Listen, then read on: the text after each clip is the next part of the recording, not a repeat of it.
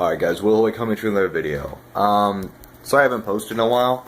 I've basically been super busy with work and my girlfriend, so I've been doing much RPGs. Now my work schedule is starting to steady out, starting to have some more free time, so I decided to make a video, and I've been toying around with the new system a lot that I'm actually recommending for beginners, and I don't usually do this. If you're a fan of my videos, you'll know that. This system is called SavageWorlds. This is the Deluxe edition. The Deluxe, meaning it's got all the errata and stuff, and just buy this one. This is the one you want. This copy right here. I'm even going to put a link to Amazon, because it's $8.80 on Amazon, and if you have Amazon Prime, it ships in 2 days. It's great. I'm probably going to order an extra couple copies, just so that when I go to the table, I can have extra copies of the rules and stuff. Just so that people can share them. Yeah, since it's pretty cheap, honestly.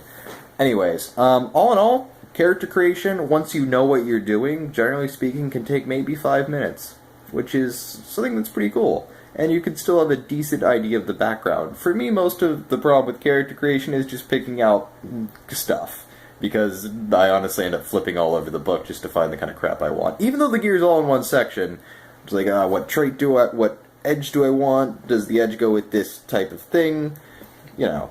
So I still do that, but then again, I'm the type who will spend a long time building characters. So all in all, very good character creation system for beginners. The rules are very straightforward. I would like to, if the books themselves had more pictures. I definitely feel that especially the beastie areas are lacking a lot of pictures that really should be there, particularly with the setting books.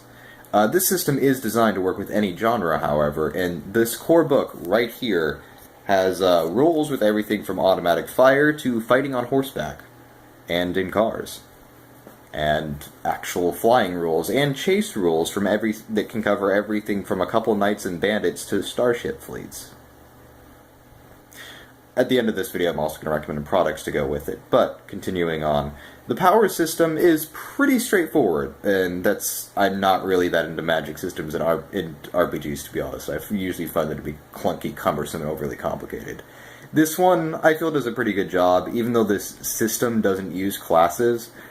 All you need is basically to set aside some of your skill dice, some of your skills for your magic skill, and then you have power points, which basically acts as a mana pool for casting your powers. You roll basically your magic die as if it were a fighting or a shooting die. It works basically the same as melee or a gun.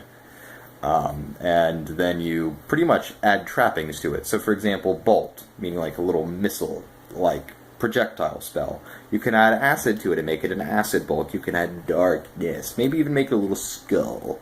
Something evil and necromantic, or it could be a bolt of light. The armor spell, which basically adds armor to your character, could be everything from nature-oriented to, you know, armor.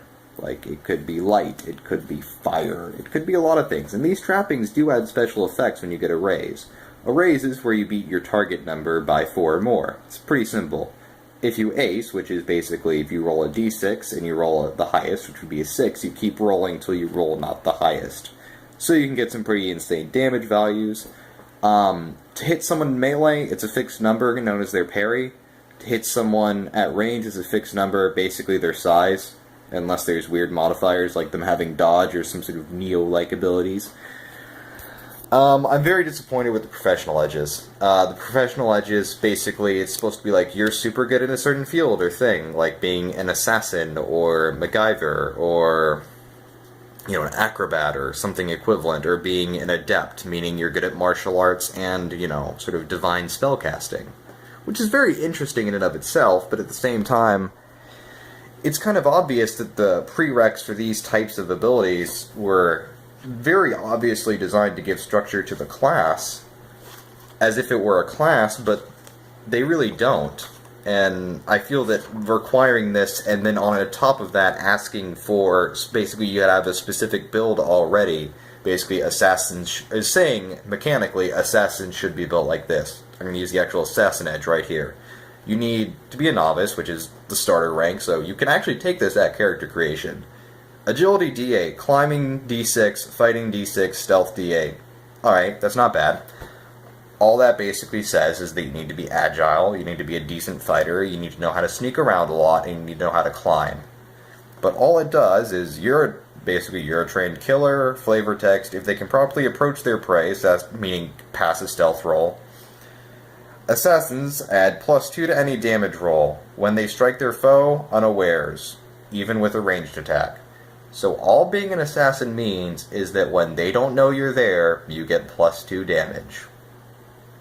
It doesn't matter if you're a master assassin or a novice assassin, it's just +2. I suppose being a master assassin, one would argue, would mean increasing your fighting and stealth die, but seriously, that's what being an assassin means, is +2 damage. Being an acrobat means you get +2 to agility rolls, and +1 to your parry as long as you're not encumbered, which is very useful, by the way. But, again, that's really all it means. Aside from just, I guess, increasing your agility die, which you're not actually rolling a skill for acrobatics either, which is strange. Yeah, you have formal training, therefore get +2. That's it. It's agility D8 and strength D6. That's all it takes to be an acrobat. Which is good, because it means that, various people of any given archetype can be acrobats. It's very nice, but, it's just, holy or unholy warrior. I think things like Wizard actually give you a bonus to recovering spell points, Wizard is one of the few things I'm not disappointed with. But for example, Thief. Agility D8, Climbing D6, Lockpicking D6, Stealth D8. Basically the same build as Actually, this is basically the Assassin build, only with Lockpicking instead. Yeah. Thieves specialize in deceit, treachery, they can be invaluable where traps must be detected, walls must be climbed, and locks must be picked. That's arguable. Thieves add +2 to climbing, lockpicking, and stealth, as well as notice or repair rolls that relate to traps. So basically, you're super good at climbing and disarming traps. So, again, it's kind of a worthwhile edge. It definitely gives you that buff to doing something that anyone could do, as opposed to other systems where only the rogue is good at detecting traps, and others kind of can, but aren't nearly as good. Like in D&D, it straight up says rogues basically have a sixth sense when it comes to picking up traps, but in this game, nope. Nothing special about your class. But that's kind of the advantage of the system, really. But I feel that in adding professional edges, they were kind of trying to also... I'm not sure if this was the actual intent of the developer, but this is definitely how it comes across to me mechanically. And I find it disappointing. That's really the professional edges are the only thing I'm really disappointed with in this system. The combat edges are good. The hindrances, basically taking negative qualities to your character, are actually interesting negative qualities that don't cripple them or force them to play a certain way. Now, the book does give example of archetypes, so if you're really new to role-playing in general, it actually gives you a very good example of what a starter character or decently built character should look like as an archetype. Everything from a leader to an investigator to a pistolier, everything from a fighter, great weapon, to a fencer, which of whom, they have decently varied stats, but at the same time, they're not that different. They really aren't. Mechanically speaking, they're just a lot of characters are going to be very mechanically samey. Most people are going to have a lot of points in shooting and fighting, and then very little variation in other things. Arguably, some people are going to have much more spirit and smarts than others, which of them I think really does add a lot. It definitely won't always be that way, but a good percentage of the time it is. This book is the core book you're going to need to play any of the settings and use any of the companions effectively to run this game. It contains everything the players need and everything the Game Master needs. This book has a lot of magic items and stuff for fantasy campaigns, as well as an expanded bestiary that I find very useful. However, it didn't really add much in the way of... It added a lot in the way of spells, but I think the Deluxe edition came out later, so a lot of the stuff from that is actually already in there. This is the sci-fi book. It adds rolls for starships and mecha. You should pick this up if you want to use starships or mecha or really customized vehicles. This is a good book to have for any setting, even if it's not sci-fi, so long as it's modern or later, to be honest. I own 2 settings, Pax Nora, I believe is how you pronounce it, and also Hell on Earth Reloaded. I kind of find the system overall to be fairly lighthearted, very straightforward, keeps to its own motto of fast, furious fun, but at the same time, I generally find the settings to be fairly goofy and campy, even when they're intended to be horror. To be honest, it's...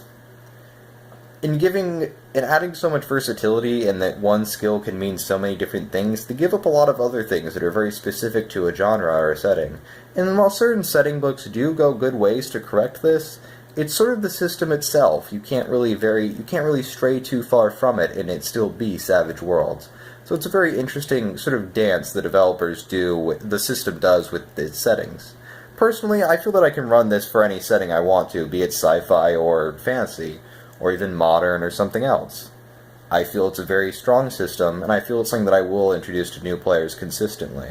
I actually bought this as my friend's first role-playing book. Me and him were just kind of using a thrown-together system to role-play on Skype before, so I bought him this. I'm probably going to buy 2 more of the core rule books. That way when I do go to hang out with friends and play the game, or go to a game store, everyone can have their own book, or people can share, or just go buy the book at the store. That way there's extras, and people don't need to keep taking mine. One thing, though, the bestiary in this that you're going to use to pick out monsters is in the back of this book. So therefore, you know, if they borrow your book to look up rules, you no longer have a bestiary. And, you know, yeah, but all in all, very good setting, very good, very open role-playing system, I should say. It's very easy to adapt for almost anything. The skills are amazingly simple to understand. Everything's laid out pretty well, except for size. For some reason, they didn't lay out what exactly +1 and +2 to size. Like, in my head, I kind of get what they're talking about, but then I read Hell on Earth, and I'm like, wait, that's a +2? I thought that would be more like a regular size, but it doesn't add the bonus to hit, but the minus... What? What? Size 6, because like a starship size 6 is bigger than a sedan, but it's also what a one-person fighter craft should be, which I guess makes sense for like fighter jets and stuff, but you know, it's kind of also a mecha size 6, which is which I believe is a 20-foot tall mecha, so is it a 20-foot long thing? I know it increases algorithmically, but you see what I'm saying. I find the actual size system in the game to be confusing. That's the one thing I find confusing, to be honest. Other than that, it's a great, very solid role-playing system. This has been willchillhoyt. I no longer use Facebook. If you want to keep in touch with me, add me on Skype. I'm going to put my Skype name in the description, as well as the Amazon descriptions for this. Y'all have a nice day.